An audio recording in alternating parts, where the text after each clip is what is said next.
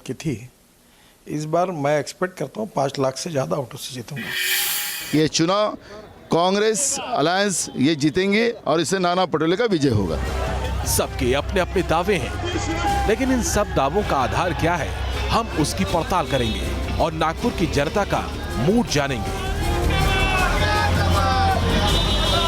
नागपुर के मौजूदा सांसद नितिन गडकरी के क्षेत्र में विकास से लेकर दूसरी सरकारी योजनाओं का हाल क्या है? क्या दलित ओबीसी वोटर तय करेंगे जीत हार का गणित? इसकी भी पड़ताल करेंगे। सबसे पहले न्यूज नेशन की टीम पहुंची नागपुर के नजदीक स्थित 5 गांव, जिसे नितिन गडकरी ने सांसद आदर्श ग्राम योजना के तहत गोद लिया है। नितिन गडकरी मोदी सरकार के सबसे बेहतरीन काम करने वाले मंत्रियों में गिने जाते हैं। नितिन गडकरी ने कितनी बदल दी है इस गांव की सूरत। सांसद आदर्श ग्राम योजना यहां जमीन पर कितनी उतर पाई है, इसकी पड़ताल हमारी टीम ने शुरू की। इस गांव में कई निर्माण निजी कंपनियों के CSR फंड से किया गया है, जिसमें एक सभागृह, गांव का प्रवेश द्वार शामिल है। 5 गांव के स्थानीय ग्रामीण भी गांव का विकास होने की बात कबूल रहे हैं, लेकिन उनके मुताबिक पेयजल से लेकर सिंचाई की समस्या यहां अब भी बरकरार है। तो गाँव में वही तो बोल रहा, पानी की जो दिक्कत है थोड़ी, हमारे इधर पानी कम है, तालाब में पानी नहीं रहता, कुएं में पानी कम है, पानी की समस्या थोड़ी बिगड़ है यहाँ पे। वो पानी नहीं, कुएं में पानी होना, लगाने को कर्ज होना, फिर कैसा काम होगा खेत वाले का? बहुत तकलीफ है, पानी भी नहीं है इधर। अभी समस्या यहाँ पे फिलहाल में ज़्यादा नहीं है, पानी, शिक्षा, रोड अच्छे बने। अभी नितिन गडकरी ने लिया ना दत्ता, 4 साल में बहुत काम किया। न्यूज नेशन की टीम ने किसानों के लिए सरकार की ओर से चलाई जा रही योजनाओं की जब पड़ताल की, तो किसानों ने आरोप लगाया कि कई बार उन्हें सरकार की ओर से तय रेट से कम में अपनी फसल बेचनी पड़ती है, तो वहीं फसल नुकसान होने के बाद भी मिलने वाला मुआवजा नाकाफी होता है। गडकरी साहब से काश्तकारों के लिए जो न्यूनतम फसल जो जाती है, हमारी रेट जो होना चाहिए मार्केट में, वो जो सरकार ने जो रेट ठहराया, कभी कभी उसके नीचे भी चली जाती है MRP। वो सही सलामत यदि मिल गई तो यहाँ पे कोई तकलीफ नहीं। गांव में शिक्षा और स्वास्थ्य योजनाओं का हाल भी हमने जाना, तो सामने आया कि सांसद आदर्श ग्राम योजना के तहत बन रहा प्राथमिक स्वास्थ्य केंद्र 4 साल के बाद भी अधूरा है। हम इस वक्त 5 गांव में हैं और यहाँ पर जो नए प्राइमरी हेल्थ सेंटर का निर्माण हो रहा है, वहाँ पर हम खड़े हैं। ये प्राइमरी हेल्थ सेंटर दिसंबर तक पूरा होने वाला था, लेकिन पिछले 5 साल में भी ये नहीं बना है।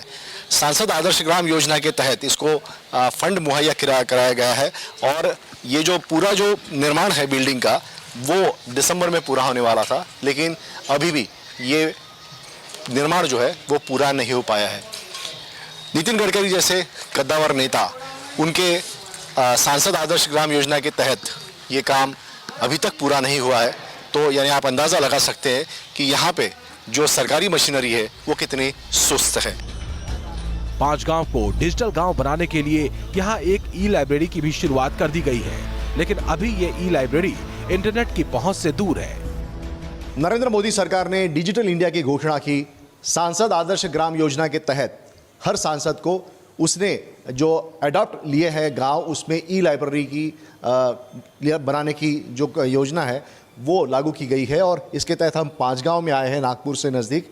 आप देख सकते हैं यहाँ पे कुल 1, 2, 3 और 4 ये जो है डेस्कटॉप यहाँ पे दिए गए हैं और ये डेस्कटॉप जो है उसको यहाँ पे रखा गया है, लेकिन यहाँ पर हमें बताया गया कि कोई वाईफाई कनेक्शन यहाँ पे नहीं है। हमारे पास साथ सुनील बारहाते हैं जो इस लाइब्रेरी के संचालक है, करता धरता है। बारहाते साहब, यहाँ पे क्या क्या सुविधा है? सुविधा अभी नेट की सुविधा नहीं है, क्योंकि वो वाईफाई जो है ग्राम पंचायत कार्यालय में है ऊपर, तो यहाँ लाने की हम सोच रहे हैं। उनको हम अप्लीकेशन करेंगे, नितिन गडकरी जो करेंगे, बाद में वो लाएंगे यहाँ पर। कितने लड़के लड़कियाँ यहाँ पे आती हैं और इस लाइब्रेरी का उपयोग करती हैं? आती है 10, 15, 20 और किताब भी लेके आती है यहाँ से। और ये लाइब्रेरी है, आप देख सकते हैं कि इसमें लाइब्रेरी तो पूरी तरह से है, लैपटॉप डेस्कटॉप भी दिए गए हैं, प्रिंटर भी है, लेकिन इसमें नेट की इंटरनेट की सुविधा नहीं है, ना ही वाईफाई की सुविधा है। पहले ये था कि जो ग्राम पंचायत है उसका ही वाईफाई बच्चे जो है वो उसको उपयोग करेंगे, लेकिन फ़िलहाल यहाँ पे इंटरनेट बंद है। इस गांव में चल रही विकास योजनाओं का जायजा लेते लेते हमारी टीम ग्राम पंचायत भवन भी पहुंची। वहां मौजूद सरपंच और उप सरपंच ने बात करने से इनकार कर दिया। हालांकि उन्होंने योजनाओं की एक लिस्ट जरूर थमा दी। मेरे हाथ में कागज थमाया है। इस कागज में जो सांसद आदर्श ग्राम योजना के तहत जो 73 कामों की लिस्ट होती है उसमें कितना काम हुआ है इसका एक ब्यौरा उन्होंने दिया है। और इस ब्यौरे में ये कहा गया है कि 72 काम जो है वो पूरे हो गए हैं, लेकिन एक जो काम है वो अभी तक पूरा नहीं हुआ। और ये काम जो है वो इस गांव को पानी सप्लाई, पीने का पानी सप्लाई करने की जो योजना है वो अब तक पूरी नहीं हुई है। गडकरी के गोद लिए गांव की तस्वीर आपने देखी, लेकिन जैसे ही हमारी टीम 5 गांव से बाहर आई तो हमारी टीम का सामना इन टूटी फूटी सड़कों से हुआ। बताया जाता है कि सड़कों पर बने ये बड़े बड़े गड्ढे और उड़ती धूल की वजह से यहाँ आए दिन हादसे होते रहते हैं। नितिन गडकरी इनके 5 गांव में जो सांसद आदर्श ग्राम योजना के तहत उन्होंने अडॉप्ट किया है उसके अंदर आप जाते हैं तो आपको एक अच्छी साफ सुथरी पक्की सीमेंट की सड़क दिखती है, लेकिन ये सड़क यहीं पे ख़त्म हो जाती है और इसके आगे ये दूसरी ये सूरत आप देख सकते हैं 5 गांव की है। और ये जो रास्ता है बहुत ही बदसूरत है। ये रास्ता यहाँ से कुछ ही किलोमीटर दूर गिट्टी खदान है और इस खदान से जो भी गिट्टी ट्रक के ज़रिए निकलती है वो ट्रक्स यहाँ से इस रास्ते का उपयोग करते हैं। गांव के बाहर का ये रास्ता है, 5 गांव के बाहर का ये रास्ता है, लेकिन आप देख सकते हैं कि यहाँ पे कितने गड्ढे पड़े हुए हैं और इनका इस रास्ते का अभी तक डेवलपमेंट नहीं हुआ है। ये जो ट्रक्स यहाँ पे दिन रात यहाँ पे गिट्टी लेकर जाते हैं नागपुर में, क्योंकि यही की गिट्टी वहाँ पे निर्माण के लिए उपयोग में लाई जाती है, उसका सबसे खामियाजा यहाँ 5 गांव के लोग और आसपास के जो लोग हैं उनको भुगतना पड़ रहा है। उनके जो हालात हैं, उनका जो हेल्थ है उस पर काफ़ी समस्या यहाँ पे निर्माण हो रही है। हमारा गांव का रोड वो इतना खराब है, जाने के लिए मुश्किल, सब काम के लिए मुश्किल हो जाती है। बहुत से बच्चे, सब बच्चों को, ये 5 गांव के बच्चों को कुछ प्रॉब्लम नहीं है, लेकिन हमको प्रॉब्लम है वहाँ से चिमना झरी से 5 गांव तक। कैसे आते हैं? गाड़ी से आते, लेकिन वो 10 बार पंचर होती, रास्ता ही बहुत खराब है ना, वो ऐसे ऐसे जाता तो गाड़ी ही खराब होती, न्यू गाड़ी लोगों को कैसी भी लो पूरी गाड़ी भी खराब होती, तबियत वगैरह बिगड़ती है। धूल से खदानी बहुत है और धूल तो इतना है कि दिखता नहीं आगे का, इतना धूल है। बदहाल सड़कें लोगों के लिए जहां मुसीबत का सबब बनी हुई हैं, वहीं यहां से रोजाना सफर करने वाले छात्र छात्राओं की अपनी समस्या है। यहां बस स्टॉप है, वो भी बिना छत के, और दूसरी बड़ी समस्या ये कि यहां पर ज्यादातर बसें रुकती ही नहीं। रास्ते वगैरह लाइट वगैरह लगी, फिर सिर्फ बस स्टॉप नहीं बना, और ये मतलब जब पानी वगैरह आता है तो पानी यहाँ पे गिरता है, खड़े रहने की जगह नहीं रहती यहाँ पे, और जगह कुछ नहीं रहती, वहाँ पे बैठना पड़ता है। ऐसे नहीं बस से जाती है, बस भी नहीं रुकती कभी कभी, और बस स्टॉप से मतलब गांव से यहाँ तक पैदल आती है। बस स्टॉप की समस्या है, ये जब बारिश होती है तब ये लड़कियों को यहाँ खड़े नहीं रह देता है, और 11वीं तक स्कूल बंद, मतलब हम लड़कों बाहर ही जाते हैं 11वीं के बाद, कॉलेज स्टार्ट नहीं हुआ, इसलिए सरकारी दवाखाना बना हमारे गांव, लाइब्रेरी है। नागपुर भले ही आरएसएस का गढ़ है, लेकिन इस लोकसभा सीट पर कांग्रेस ने 12 बार जीत दर्ज की, जबकि बीजेपी यहां सिर्फ 2 बार चुनाव जीती है। नितिन गडकरी इस सीट से पहली बार 2014 में लोकसभा चुनाव जीते। तब उन्होंने कांग्रेस के विलास मुत्तेमवार को करीब 3 लाख वोटों से मात दी थी।